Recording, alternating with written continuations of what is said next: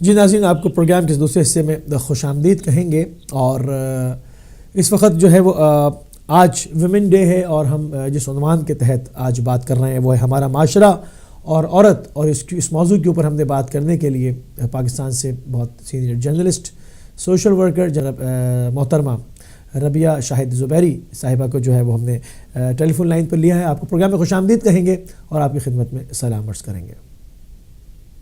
وعلیکم السلام، بہت شکریہ مجھے اس خاص دن پہ خاص موضوع پہ دعوت دینے کے لیے۔ ہاں، آج جیسے کہ ویمن ڈے ہے، ہم نے ابھی اپنے ناظرین کی خدمت میں بھی اور آپ کی خدمت میں بھی اس چیز کا ذکر کیا کہ ہمارا عنوان ہمارا معاشرہ عورت رہے گا، تو ہم یہ دن مناتے ہیں، کیا یہ دن ہی صرف منایا جاتا ہے یا ہمارے معاشرے میں عورت نے ترقی کی ہے، اپنا مقام منوانے میں کامیاب ہوئی ہے، مختلف جگہوں کے اوپر جہاں پر اس کی صلاحیتیں ہیں وہ سب منوانے میں کامیاب ہوئی، کیا کہیں گی آپ؟ میں بالکل یہ کہوں گی کہ پاکستان میں عورت اپنا مقام بنوانے میں بالکل کامیاب ہوئی ہے، حتیٰ کہ اس کا ریشو کم ہے، لیکن جہاں عورت نے اپنا مقام بنوایا ہے وہ بہت ریکگنائز کیا گیا ہے، پہچانا گیا ہے اور دنیا بھر میں سراہا گیا ہے۔ اس میں ہم سب سے آج کل ہی پچھلے ہی ہفتے ابھی اب شرمین عبید کا نام سب سے اوپر رہا، جنہوں نے مسلسل 2 آسکر ایوارڈ لیے ہیں۔ مریم مختار جو ہماری فائٹر پائلٹ تھی جو شہید ہوئی، بلقیس ایدھی کا نام سنہرے حروفوں میں پاکستان کے لیجنڈز میں لکھا جاتا ہے، جو ایک ایسی ماں ہے جنہوں نے بے سہارا بچوں کو پالا بڑا کیا، ان کی پرورش کی، اور بہت سے عورتوں کو انہوں نے اپنے پیروں پہ کھڑا کیا۔ مسرت مصباح جو برن اور خواتین کے لیے بے تحاشا کام کر رہی ہیں، ان کا نام دنیا بھر میں پہچانا جاتا ہے۔ شبین محمود جن کو حال ہی میں شہید کیا گیا تھا، جو عورتوں کے حقوق کے لیے آواز اٹھا رہی تھی، اور سب سے بڑھ کر ہماری ینگسٹ نوبل پرائز ونر جو شاید ہسٹری میں کسی ملک کے پاس نہیں ہے، ملالہ یوسفزئی، یہ پاکستان کے وہ نام ہیں جنہوں نے دنیا میں اپنا لوہا منوایا ہے، اور مجھے امید ہے کہ پاکستان میں موجود خواتین آئندہ بھی اپنے نام کو اسی طریقے سے منواتی رہیں گی، حتیٰ کہ تھوڑی ہمارے ملک میں ابھی اتنے وسائل نہیں ہیں، اتنا شعور نہیں ہے، اتنی ایجوکیشن نہیں ہے، پھر بھی یہ عورتیں نکل کے آئیں اور انہوں نے اپنے نام کو دنیا میں روشن کیا، منوایا، اور پاکستان کی ایک بہت اچھی پازیٹیو پکچر سب کے سامنے لے کر آئی۔ صحیح۔ اچھا، ایک اس کا پہلو تو یہ ہے، بالکل صحیح، آپ نے جو نام لیے وہ تمام چیزیں ہیں، انہوں نے یہ تمام چیزوں کے اوپر محنت کی ہے، مگر اس کا ایک دوسرا پہلو بھی ہے جو کہ ہم جس کو ہم کہیں گے کہ پریکٹیکل، اگر آپ معاشرے میں ایک سطحی درجے کی عورت جو کہ گھر سے نکلتی ہے کسی مجبوری کے تحت، کسی اپنی پرابلم کے تحت کہ وہ وہاں پہ جاب کرے، تو یہ تمام چیزیں جو اس کو معاشرے میں پیش آتی ہیں، آپ خود وہاں پر ہیں، آپ پریکٹیکل جو ہے وہ ایک سوشل ورکر بھی ہیں، آپ جرنلسٹ بھی ہیں، آپ دیکھتی ہیں، لوگوں سے ملاقات بھی کرتی ہیں، ان کے ایشوز بھی سنتی ہیں، تو اس حوالے سے ہمارے معاشرے میں کتنی بہتری آئی ہے؟ ہمارے معاشرے میں مشکلات ہیں، ایک عورت کے لیے لازمی مشکلات ہیں اس کا، کیونکہ ہمارے ابھی بھی لوگوں کے ذہنوں میں یہ بات موجود ہے کہ عورت کا کام صرف گھر سنبھالنا ہے، ہانڈی روٹی کرنا ہے، بچے پالنا ہے، اس کے لیے پریکٹیکل لائف نہیں بنی، تو اس کو معاشرہ اتنی آسانی سے ایکسیپٹ نہیں کرتا، اس کو ہر جگہ اس چیز کو فیس کرنا پڑتا ہے کہ یہ مردوں کی جگہ لے رہی ہیں، یہ مردوں کی طرح کام کرنے نکلی ہیں، لیکن یہ مرد نہیں ہے، ان کا کام تو گھر کے اندر دیکھنا ہے، بچوں کو دیکھنا ہے، یہ کس طریقے سے معاشرے میں نکل کے اپنے آپ کو منوا سکتی ہیں، کام کر سکتی ہیں، اور یہ بڑا ہارڈ ورک ہوتا ہے۔ تو عورت کو پاکستان میں اس طرح کے بہت سے مسئلوں کو فیس کرنا پڑ رہا ہے، ابھی بھی کرنا پڑ رہا ہے، اور یہ صرف بہت سطحی اور ایجوکیٹڈ طبقوں میں نہیں ہے، یہ ایجوکیٹڈ طبقوں کے اندر بھی ہے، اپر مڈل کلاس کے اندر بھی ہے، اپر کلاس کے اندر بھی ہے، یہ صرف لوور کلاس کی مجبوری نہیں ہے یا اس کا ہی خاصا نہیں ہے، عورت نکلتی ہے، اس کو بہت سی جو ہے ایسی نظروں کا سامنا کرنا پڑتا ہے جو اس کے لیے ان کو برداشت کرنا پڑتا ہے، اس کو روڈ پہ نکلتی ہے، روڈ پہ چلتی ہے، بس اسٹاپ پہ کھڑی ہوتی ہے، اس کو بہت سے لوگ راہ چلتے آواز کستے ہیں، ان چیزوں کو اس کو فیس میں آپ کو انٹرپٹ کر رہا ہوں کہ میں وہاں پہ اس چیز کو مانوں گا کہ یہ ایام منانے کا، یہ دن منانے کا فائدہ جب ہوگا جب ہم پریکٹیکلی دیکھیں گے کہ ایک عورت جائے، پولیس اسٹیشن جائے اور اپنے مسئلے کو سالو کر کے آئے۔ کیا آپ دیکھتی ہیں یہ ممکن ہوا ہے؟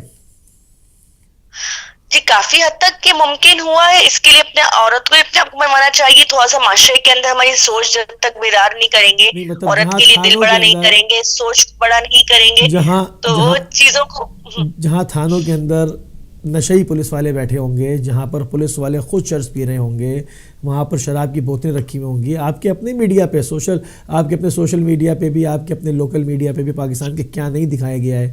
جب ایسا معاشرہ ہوگا, اس ٹائپ کے لوگ اندر پولیس اسٹیشنز میں, تھانوں میں بیٹھے ہوں گے, تو کیا پاسبل ہے کہ وہاں ایک شریف عورت جائے اور اپنی کمپلین درج کرے, اس کے ساتھ انصاف ہو؟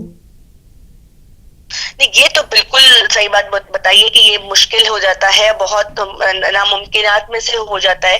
لیکن ان حالات کو فیس کرتے ہوئے اگر کہیں انصاف ملے اور کہیں وہ اپنی جگہ منوا سکے, تو پھر تو ہمت عورت ہی ہے کہ اس نے اتنے مشکل چیزوں کو فیس کیا, اتنی مشکلات کا سامنا کرا, ایسی نظروں کا, ایسے لوگوں کا فیس کرتے ہوئے وہ اگر اپنی انصاف کے لیے اپنی آواز اٹھانے کے لیے اٹھا رہی ہے اور انصاف کی بات کر رہی ہے اور اس کو انصاف ملتا ہے, تو یہاں تو میں کہوں گی کہ عورت کو بہت اپریشیٹ کرنا چاہیے کہ اتنے زیادہ بیریئرز کی, اتنی رکاوٹوں کے باوجود وہ اپنے آپ کو منوانے, اپنے لیے آواز اٹھانے میں کامیاب ہوئی ہے. ہاں دیکھیں, آپ نے نام لیے, میں بالکل ٹھیک ہے, میں متفق ہوں سے, مگر آپ نے 4 نام لے لیے. ایک 18-20 کروڑ کی آبادی سے آپ نے 4 نام لے لیے کہ جناب یہ عورتیں ان مقامات تک پہنچ گئیں. مگر ہم بھی جانتے ہیں, میڈیا کے اندر بھی جانتے ہیں, ہم صحافت میں بھی جانتے ہیں, ہم چاہم بھی جاتے ہیں کہ عورت کو ایک کس طرح سے ایک ڈپارٹمنٹ کا ہیڈ بننے کے لیے کن کن مراحل سے گزرنا پڑتا ہے. آپ بھی بہت بخوبی جانتی ہیں, میں بھی جانتا ہوں, میں نے وہاں بھی کام کیا, میں یہاں بھی کام کر رہا ہوں. میں جانتا ہوں کہ مطلب جو غیر متدین میڈیا ہوتا ہے, جہاں دینداری کا نام نہیں ہوتا, جہاں پر ایک صرف کلچر ہوتا ہے, جہاں پر صرف ایک قومیات ہوتی ہے, وہاں پر ایک عورت کو, جہاں پر سامنے اس کے باسز جو ہیں وہ دیندار نہیں بیٹھے ہوتے, کن کن چیزوں کو فیس کرنا پڑتا ہے. اب یہ کہا جائے کہ تبدیلی آ گئی, یا تو وہ اس رنگ میں رنگ جاتی ہے, کچھ نہیں کہتی, یا مجبور ہوتی ہے تو رپورٹ نہیں کرتی, اس کو ہم اس کو تبدیلی کہیں گے؟ بالکل تبدیلی نہیں کہیں گے. یہ بالکل حقیقت بات ہے کہ ایک عورت اگر کسی آفس میں جاتی ہے, اس کو ہراسمنٹ کا سامنا کرنا پڑتا ہے, اس کو بہت سی باتیں برداشت کرنے پڑتی ہیں, بہت سی ایسی نظریں برداشت کرنے پڑتی ہیں. لیکن کہیں عورت کی کے پیچھے جو مجبوری ہوتی ہے, جو اس کو گھر سے نکلنے میں مجبور کرتی ہے, تو وہ اس مجبوری کی وجہ سے اپنے آپ کو بہت مضبوط کر لیتی ہے اور اسٹینڈ لیتی ہے ان لوگوں کے خلاف, اور ان چیزوں کو برداشت کرتے ہوئے آگے جاتی ہے. اور کوئی اپنی لگن اور محنت سے اگر آگے بڑھتا ہے تو اس کی کامیابی کے آگے کوئی بھی اس طرح کی چیز نہیں ٹھہر پاتی, وہ زیادہ دن نہیں ٹک پاتی. اور ایسا ہی ہوا ہے کہ بہت کوئی بھی ڈائریکٹ جا کے کسی بھی ڈپارٹمنٹ کا ہیڈ نہیں لگتا, وہ بہت گراؤنڈ لیول سے جاتا ہے, محنت کرتا ہے, پھر ہلکی ہلکی ترقی کرتا ہے, پھر ایک دن آتا ہے کہ وہی عورت اس آرگنائزیشن کی ہیڈ بھی ہوتی ہے. یہ تو سچی لگن عورت کی جو ہے وہ اس کو اس مقام پہ لے کے جاتی ہے. میں تو اس میں کہوں گی کہ جو ہمارے بھائی ہیں معاشرے کے اندر, ہمارے مرد حضرات ہیں, وہ تھوڑا سا اپنا دل بڑا کریں اور ایکسپٹ کرے عورت کو. عورت اگر گھر سے باہر نکلتی ہے تو وہ صرف گھر سے باہر نکل کے نوکری نہیں کر رہی, وہ اپنا گھر بھی دیکھ رہی ہوتی ہے, اپنے بچے پال رہی ہوتی ہے, اپنے شوہر کو, گھر کے بچوں کو, سب کو بیلنس لے کے چل رہی ہوتی ہے. اس کی تو ڈبل ڈیوٹی, وہ تو ڈبل ڈیوٹی کر رہی ہے, باہر کی دنیا, باہر بھی کام کر رہی ہے اور گھر کا کام کو بھی لے کے چل رہی ہے. ٹھیک ہے, اب اس کے اندر ایک اور رخ سے میں ایک اور بالکل پریکٹیکل سوال کروں گا. میں گزارش کروں گا کہ لائف نمبرز بھی جو ہے وہ آویزہ کر دیے ہیں تاکہ ہم اپنے معزز اسکالرس کو بھی پروگرام کے اندر شامل کر سکیں, اور ناظرین آپ بھی شامل ہو سکیں گے. ابھی کچھ ہی لمحات کے بعد لائف نمبر آویزہ ہو جائیں گے ہماری اسکرین پر. اچھا ربیہ, اب ایک سلسلہ اور ہے. دیکھیں, اب ہم نے جو پریکٹیکلی دیکھا, جو میں نے دیکھا, جو میرا تجربہ ہے وہ میں آپ کے ساتھ شیئر کرتا ہوں, پھر جو آپ کے ایکسپیرینسز ہیں وہ آپ ہمارے ناظرین کے ساتھ, ہمارے ساتھ, سب کے ساتھ شیئر کیجیے گا. میں نے 2 چیز دیکھی, یا تو وہ عورت ترقی کر رہی ہوتی ہے جو رنگ میں رنگ گئی, جو رپورٹ جس نے نہیں کری, یا رنگ میں رنگ گئی, یا خاموشی سے سہتی رہی اور معاملے کو چلاتی رہی. ایک کیٹیگری ہے.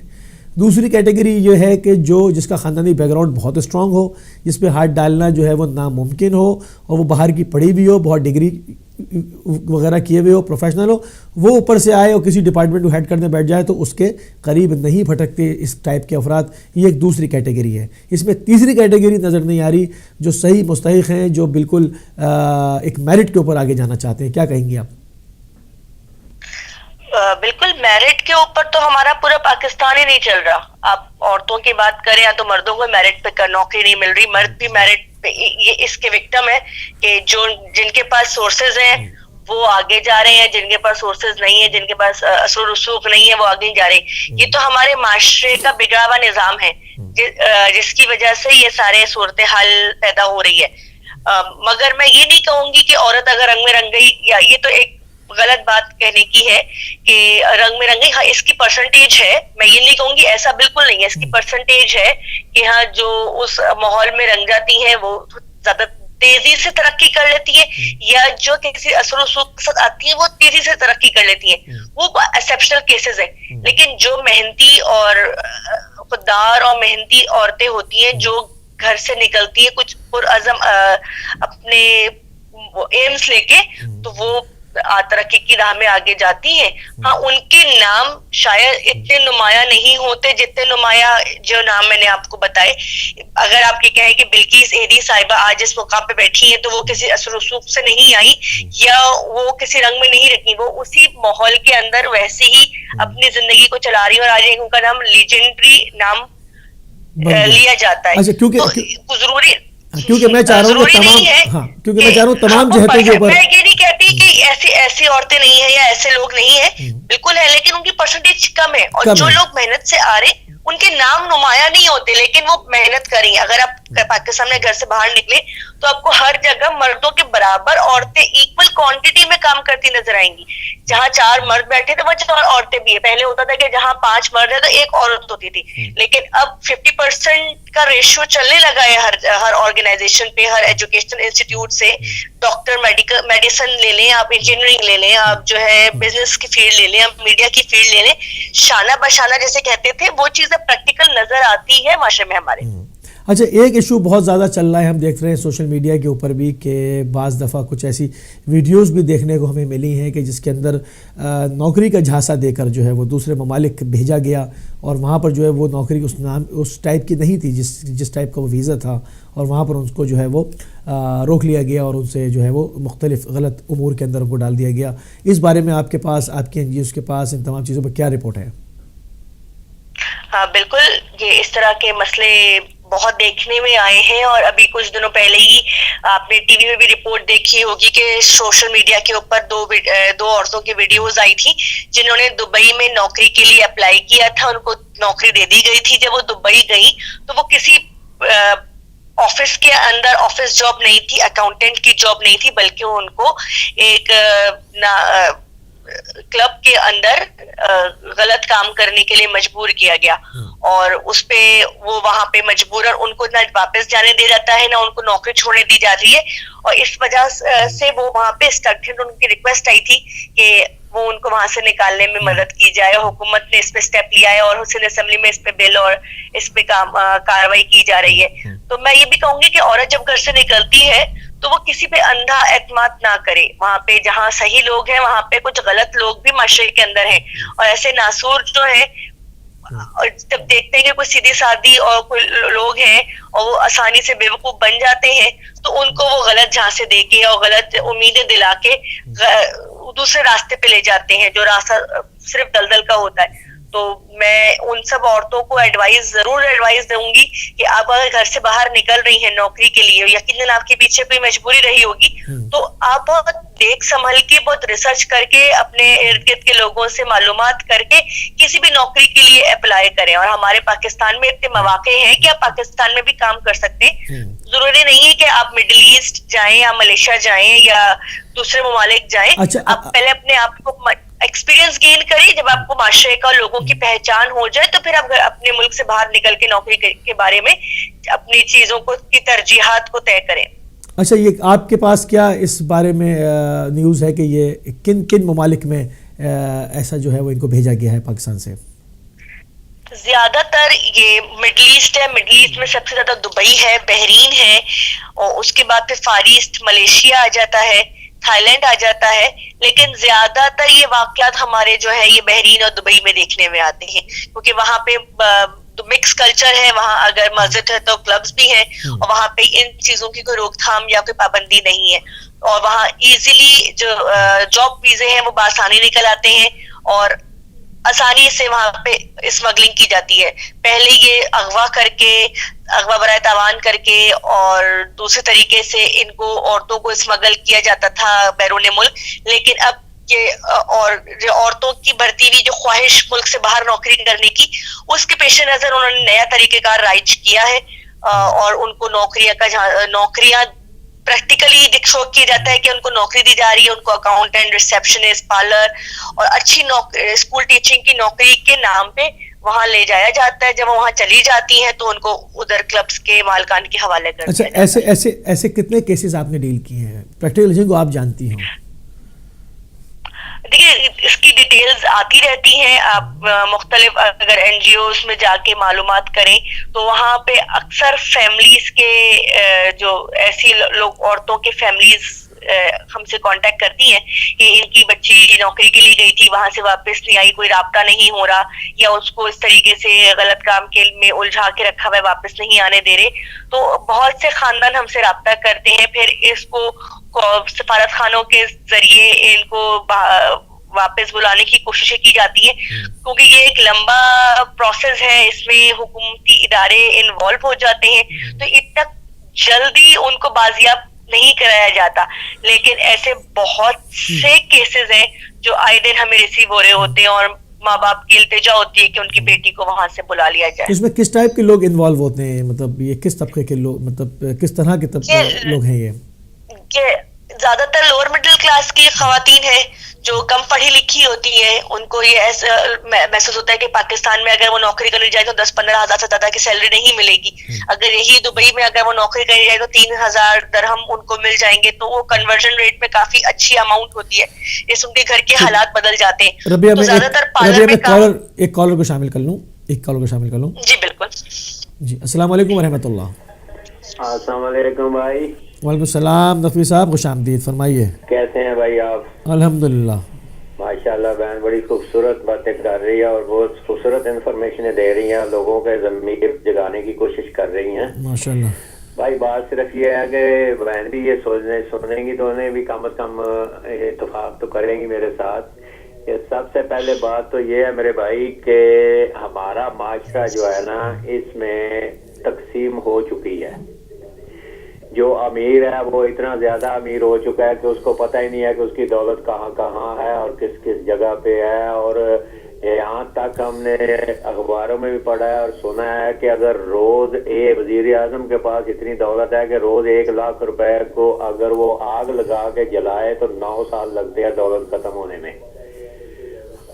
اب اندازہ آپ اس بات پہ لگا لیں آپ. تو جب معاشرہ غریب سے غریب تار ہو اور امیر سے امیر تار ہوتا جائے اور امیر بھی وہ ہو جائے جو چند خاندانوں اور غریب وہ ہو جائے جس میں پوری ملک کی آبادی ڈوب جائے، تو ایسے حالات میں پھر عوام کو اپنی رزق بچوں کے پالنے کے لیے باہر نکلنا پڑتا ہے. سب سے پہلی کمزوری باہر نکلنے کی یہ ہے کہ ہمارے پاس نہ تو کاروبار ہے نہ نوکریاں ہیں. اور چینی کھانے کے لیے لے تو وہ بھی وزیر اعظم کے اپنے خاندان کے پاس ہے. اگر مرغی کا گوشت سستا ملتا ہے کھانے کے لیے غریب کے لیے تو وہ بھی وزیر اعظم کے بھتیجے کے کنٹرول میں ہے. تو جب یہ ساری چیزیں اور وزارتیں اور جتنے بڑے بڑے عہدے ہیں وہ سارے وزیر اعظم کے خاندان کے پاس ہوں گے تو میرے بھائی پھر غریب آدمی کیا کرے گا، کہاں جائے گا؟ روٹی کے لیے مرنا کچھ نہ تو کوئی کرنا ہی ہوتا ہے نا پھر انسان نے. تو سب سے پہلی تو یہ ہے کہ ہمیں ان چیزوں کو دیکھنا ہوگا اور ان چیزوں کو دور کرنا ہوگا. میں جو اپنی کنبہ پروری ہے اس کو چھوڑنا ہوگا اور غریبوں کے لیے سوچنا ہوگا. جب یہ حالات اس مقام پہ آ جائیں گے تو میرے خیال میں ہمیں کچھ تھوڑا سا راستہ مل جائے گا. دوسری بات یہ ہے کہ جب ہم یہ سوچتے ہیں کہ ہمارے معاشرے میں عورت کا مقام، تو میرے بھائی عورت کے مقام میں بھی آپ کو 2 چیزوں کو سامنے رکھنا ہوگا. وہ اس طریقے سے ہے کہ ایک طرف سے ہم نے عورت کو مظلوم ترین شخصیت بنا کے سامنے کھڑا کر دیا ہے اور اس کے حق میں دن رات باتیں کر رہے ہیں، لیکن دوسری طرف دیکھتے ہیں تو عورت کا جو خود مقام حاصل کرنے کی کوشش کی ہے اس کو بھی تو سوچے کہ وہ کیا کر رہی ہے. کیا کسی مولوی نے جہادی نکاح کا اگر کہہ دیا تھا تو کیا کسی عورت کو حق پہنچتا ہے کہ اپنے اسلام میں کہ اپنے خاوند کو پوچھے بغیر بچوں کو لے اور سریا جا کے لڑنے چلی جائے اور بچوں کو ساتھ لے جائے اور خاوند کو پتہ بھی نہ ہو؟ تو ایسی چیزوں کو بھی کنٹرول کرنا ہوگا. جو ایسے ذہن بن جاتے ہیں جن کو ایسی ذہن برین واشنگ کروا کر کے ان کو تباہ کیا جاتا ہے, ان کو بھی کنٹرول کرنا ہوگا, ورنہ یہ عورتیں بھی اپنی سوچ کے بغیر ہی جذبات میں بھی آگ نکل سکتی ہیں. کیا کہ انسان ہے, جذبات میں آ سکتا ہے, برین واشنگ ہو جائے تو انسان بہت دور کی سوچ لیتا ہے اور غلط بھی سوچ سکتا ہے. کیونکہ آج کے دور میں تو یہ جو شکاری لوگ بیٹھے ہیں نا, جو داعش طالبان ٹائپ کے لوگ, یہ کھڑکیاں لگا کے بیٹھے ہوئے ہیں کہ کہیں کوئی ایسی بولی بالی سی کوئی مرد ہو یا عورت مل جائے تو اس کو شکار بناتے ہیں اور پھر ان کے ساتھ بم باندھ کے ان کے چیتڑے بھی اڑوا دیتے ہیں. تو یہ ساری چیزوں کو اگر آپ معاشرے میں رکھ کے دیکھیں گے تو پھر آپ کو کوئی نہ کوئی سلوشن مل جائے گا. اور اگر یہ سوچ کے آپ بیٹھیں جی عورت پہ ظلم ہو رہا ہے, عورت پہ ظلم ہو رہا ہے, اور دوسری طرف اس کا دھیان ہی نہ آئے کہ دوسری طرف بھی کیا ہو رہا ہے, اس کو بھی روکنا ہے, تو پھر اس طریقے سے یہ معاشرہ بگڑ جائے گا, اس کو بیلنس آپ نہیں کر پائیں گے. اس لیے بجائے اس کے کہ اسلام نے آپ کو ہر چیز دے رکھی ہے, کیا میں آپ سے سوال کر دیتا ہوں, مجھے آپ ہی جواب دیں, جب اسلام نے عورت کو عزت بھی دی, احترام بھی دیا, سب کچھ دیا ہے, تو کیا وجہ ہے کہ اس پہ کیوں نہیں عمل کیا جا سکتا اور کیوں نہیں کیا جاتا؟ اگر اس پہ عمل کیا جائے تو کیا اسلام عورت کو عزت نہیں دے پاتا؟ کیا اسلام نے عورت کو عزت نہیں دی؟ لیکن کیوں نہیں عمل ہوتا ہے اس پہ؟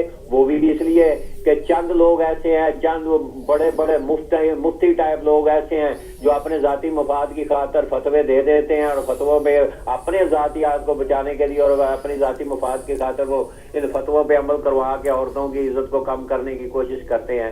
اب مجھے یہ بتائیں کہ جن آپ یہ حقوق نسواں کا جو قانون پاکستان میں پاس ہو رہا ہے, اس میں جو علماء نے انہوں نے مخالفت کی ہے, ان کے اپنے کردار تو آپ دیکھیں کہ انہوں نے کیا کردار ہے, عملی طور پر اپنا کردار کیا ہے.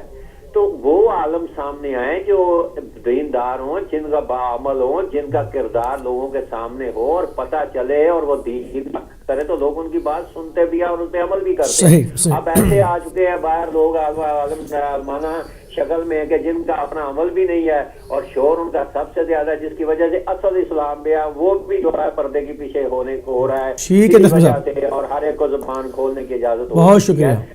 میں سمجھتا ہوں میرے بھائی, آخر میں یہ کہتا ہوں کہ میرے بھائی, اسلام نے عورت کو سب کچھ دیا ہے, لیکن خدا رہا اس کو پڑھو اور اس پہ عمل کرو اور عمل کرواؤ. یہی عورتیں جو آج حقوق مانگ رہی ہیں, یہی عورتیں اگر کھڑی ہو کے یہ کہہ دیں کہ ہم نے اسلام میں رہ کے اپنے حقوق لینے ہیں, تو کوئی بدبخت ایسا نہیں ہے کہ جو ان کے ساتھ کھڑا نہ اور ان کو حقوق نہ دے. اگر یہ ایسے نہیں مانگیں گی تو پھر تو آٹے کی بوری پہ جب تک ان کی تصویر نہ ہو آٹا ہی نہیں بکتا آج کے دور میں.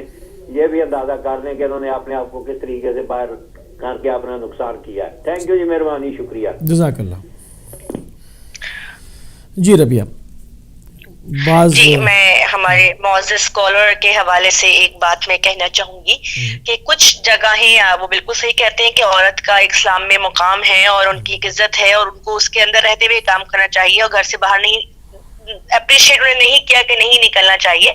لیکن کچھ جگہیں ایسی ہوتی ہیں جہاں عورت مجبور ہوتی ہے. اگر کوئی بیوہ ہے, اس کے بچے ہیں, 3 بچے 4 بچے, اس کا کوئی سہارا نہیں ہے, اس کا کوئی کمانے والا نہیں ہے, ظاہر سی بات ہے وہ کسی باپ یا بھائی کے گھر جائے گی, اس کے اپنے اخراجات اتنے نہیں ہیں, اتنے ہیں کہ وہ اپنی آمدنی میں پوری کر سکے, تو مجبور ہوتی ہے اس تحت نکلنے کی. ایک اگر پورے ماں باپ ہیں اور اس کی, جی بالکل, ایک کالر کو شامل کرتے ہیں. السلام علیکم ورحمۃ اللہ. السلام علیکم ورحمۃ اللہ. جی وعلیکم السلام جناب. مخصوص ہیں صاحب, خوش آمدید, فرمائیے. محترمہ رابعہ شاہد زبیری صاحبہ کو سلام عرض کرتا ہوں. وعلیکم ایک السلام. کمزور نظر آدمی آپٹیشین کے پاس گیا کہ مجھے صحیح طرح سے نظر نہیں آتا, مجھے اینک لگا دیں. تو آسمان پر چاند نمودار تھا. آپٹیشین نے اس طرف اشارہ کیا, کہا وہ کیا ہے؟ اس نے کہا چاند. تو اس نے کہا اس سے آگے کہاں دیکھنا چاہتے ہو؟ آسمان پر تو دیکھ لیتے ہو, اس سے آگے کہاں دیکھنا چاہتے ہو؟ اسلامی معاشرہ نے عورت کو جو عزت دی ہے اس میں اس کا مقام اولن بطور ماں دیکھیں. عورت پیغمبروں کی ماں, پیغمبروں کی پرورش کرنے والی اور ان کا اول مدرسہ. بطور بیٹی دیکھیں تو حضور کا اپنی بیٹی سیدہ کائنات سے رویہ ملاحظہ فرمائیں. بطور بہن جناب حسین اور جناب زینب سلام اللہ علیہ کا تعلق دیکھ لیں. مانتا ہوں معاشرے میں 1%-2% یا کچھ خامد ہاتھ اٹھاتے ہیں، یہ غلط مجرمانہ فعل اور غلط کاری ہے. مگر دیکھنا یہ ہے کہ کہیں قانون میں یہ نہیں لکھا ہے کہ ایسا کرو. اگر 2 چور چوری کرتے ہیں پکڑے جاتے ہیں تو وہ ان کا اپنا رویہ ہے، معاشرے نے انہیں چوری کی اجازت نہیں دی ہے. اس ہر روز جو یہ اعلان جہاد ہوتا ہے، عورت کی مظلومی کو ظاہر کیا جاتا ہے، سمجھ نہیں آ رہی کہ وہ عورت جو اسلامی تعلیمات، معاشرتی طور طریقہ سے دوری اور ہر روز مختصر سے مختصر ہوتے ہوئے لباس میں ملبوس، نترے رنگ ڈھنگ میں رنگی، یہ توقع کرے کہ جب بھی وہ گزرے پورا شہر اس کی تعظیم کوٹ کھڑا ہو، یہ بھی تو بڑی زیادتی کی بات ہے. ٹھیک ہے. اس کے لیے کچھ حدود و قیود بھی ہیں جس کا اسے بھی خیال رکھنا چاہیے. بچے آئیں پالیں، کھانا پکانا نوکر کرے تو صاحبہ صرف ہر روز مقابلہ حسن کی تیاری کے لیے پھرتی رہیں، یہ بھی تو بڑی بات ہے. وہ ہر مشاطگی کا سے فرصت ہی نہ ملے، اس کو بھی دیکھنا چاہیے کہ کتنی. میں عرض کرنے کا مطلب یہ ہے کہ کہیں مجھے آج وہ ایک مرد کی طرف انگلی کر کے دکھائیں مجھے جس نے عورت پر ہاتھ اٹھانا یا عورت کی بے عزتی کرنے کو جائز سمجھا ہو تو میں اسے پھانسی لگوا دیتا ہوں، میں لگوا دیتا ہوں پھانسی. لیکن یہ کیا ہے کہ یہ جو ہر روز ٹاک شوز ہوتے ہیں، ہر روز جو پروگرام ہوتے ہیں، آپ ان پروگراموں کو دیکھیے.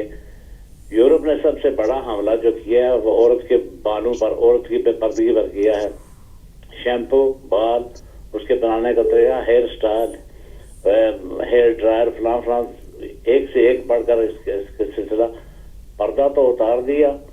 اب رہا یہ سوال کہ وہ کیا یہی کام ہے کہ 8 گھنٹے 6 گھنٹے صرف مردوں کے خلاف اس لیے بولتی جائیں کہ یہ ہم بہت بڑی مظلوم ہیں تو ہمارے ساتھ انصاف ہونا چاہیے. ایک حد ہوتی ہے. میں قطعاً اس کا بات کا حامی نہیں ہوں کہ عورت پر کہیں ظلم ہو. میں عورت کو گھر کے مقدس افراد میں سمجھتا ہوں، لیکن یہ جو شور شرابہ ہے یہ آخر کیا ہے؟ آسمان سے آگے دیکھنے والی بات ہے کہ آپریشن وہ اتنا اسے اینک لگا دے. آپریشن بھی بڑا وٹی تھا، اس نے موٹے شیشوں کی اینک لگا دی تو گلی میں باہر نکلا تو اس نے مریض نے کسی سے دکاندار سے پوچھا یہ غبارے کتنے کے بیچتے ہو؟ غبارے نہیں تھے، وہ انگور رکھے ہوئے تھے. دیکھیے وہی اینک وہی مناسب رہے گی جو انگوروں کو انگور سمجھ سکے، دیکھ سکے. انگوروں کو غبارہ کر کے اتنا بڑا دیکھنے کے لیے اینک کی ضرورت نہیں پڑتی ہے. یہ ہر روز جو اعلان جہاد ہو رہا ہے، ہر روز یہ جو نئے قسم کے ٹاپک شامل ہو رہے ہیں، مجھے اس مجرم کا پتہ بتایا جائے جس نے عورت پر ہاتھ اٹھانے یا عورت کی بے عزتی کو جائز یا روا سمجھا ہو. بہت مہربانی. جزاک اللہ. ناظرین، اسی کے ساتھ ہمیں جو ایک مختصر سی بریک پر جانا ہوگا. کالر ہمارے ساتھ کالرز ابھی بھی ہیں. ہم آپ سے التماس کریں گے کہ آپ بریک پہ سے ہم واپس آئیں گے، تب آپ پروگرام میں شامل ہو جائیے گا. ہم چلتے ہیں ایک مختصر سی بریک پر.